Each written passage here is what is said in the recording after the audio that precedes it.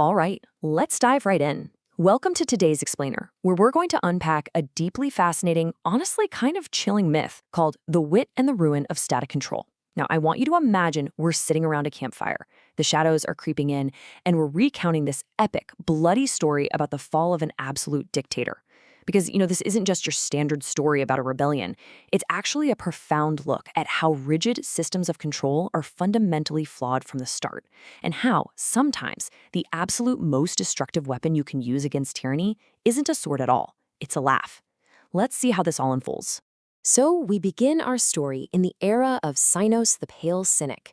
During this time, the entire cosmos was ruled by a figure known simply as the Architect. And this guy maintained what the text calls a heavy, frozen silence. To the Architect, our vibrant, chaotic, constantly moving universe was literally just a meaningless error. He looked at the beautiful, rich tapestry of existence and called it a tasteless broth that desperately needed his cold, calculating intervention. But here's the catch. This wasn't true majesty at all.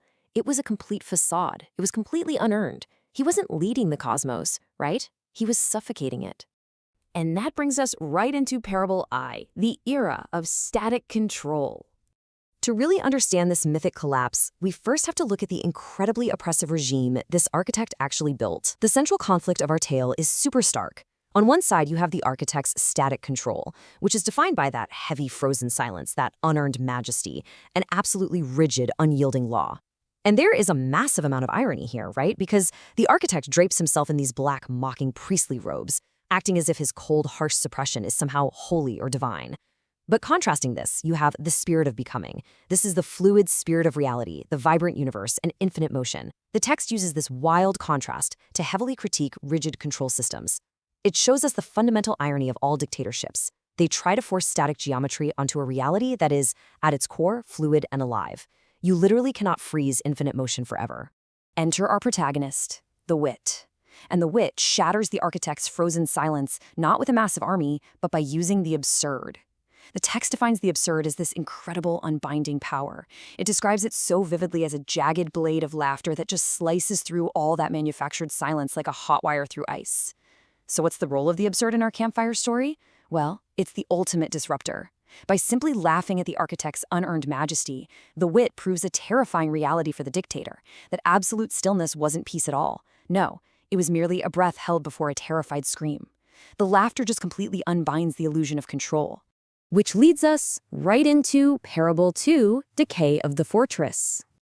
Okay, so the moment that single echoing laugh hits, the Architect's grim mental fortress actually begins to groan under the sheer weight of its own impossibility. He had tried to bind the fluid spirit of reality using these gilded cages of logic and what are called Apollonian gaskets of rigid law. But when the absurdity strikes, these structures aren't just smashed to pieces. It's much more visceral than that. They are peeled away like dead skin, exposing the blood-slicked chaos that they were supposed to be suppressing. Those Apollonian gaskets literally start leaking their hidden secrets. The irony here is just absolutely thick. The very tools of logic and structure the Architect used to suppress the chaos were, in reality, just this fragile, dead skin trying to hide a bloody mess. The mockery ultimately proves that the spirit of becoming can never, ever be truly bridled by the geometry of the mind. Moving on to Parable 3, the Surreal Playhouse.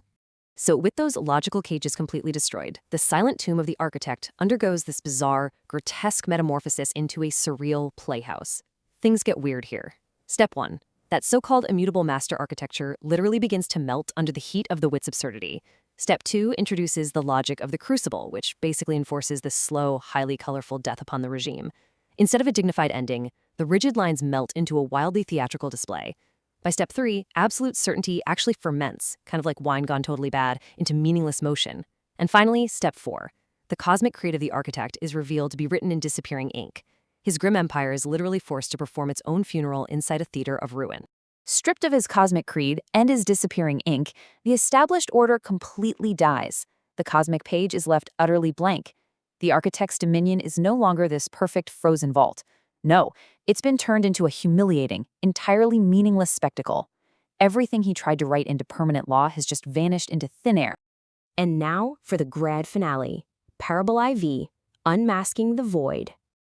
Looking at this timeline of ruin, we can really see the complete chronological destruction of tyranny that we've covered. It goes from the very first jagged blade of mockery slicing the silence, right to the grotesque peeling away of those gilded cages of logic, and then to the melting of certainty in that surreal playhouse. And now, we finally arrive at the horrifying climax of our epic, the unmasking. This is where the most visceral symbol of the architect's secret allegiance, the Crimson Mask, is finally pulled away. The wit reaches for the Crimson Mask, which has always been the ultimate symbol of the architect's authority. And when it gets pulled away, we see the absolute darkest irony of all. The mask hides the literal face of the maw itself. This perfectly explains how the Crimson Mask represents the final, catastrophic failure of logic. See, the architect claimed he was using logic and rigid law to shield the universe from chaos, right? But the unmasking reveals his real, secret allegiance. His architecture was never a shield. It was an altar. It was a ritualistic bridge designed to feed the beautiful, fluid spirit of becoming straight into the raw, insatiable hunger of the void. His rigid control was actually the ultimate agent of destruction all along.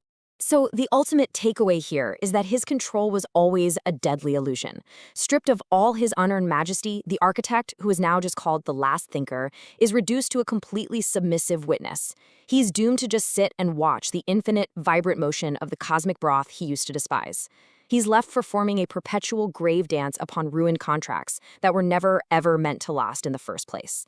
The tyrant is defeated not by a superior army, but by being exposed as a total fraud by a single laugh. As we wrap up this explainer, I really want you to think about how this dark, mythic allegory reflects our world today, and honestly, even our own minds. We all crave order, for sure, but what Apollonian gaskets and masks of rigid logic do you use to try and bind the fluid reality of your own life? Are we building our own gilded cages just to hide from the chaos? And maybe more importantly, what rigid systems of static control in our modern world are just sitting out there, holding their breath, waiting for the unbinding power of a simple laugh to peel them away?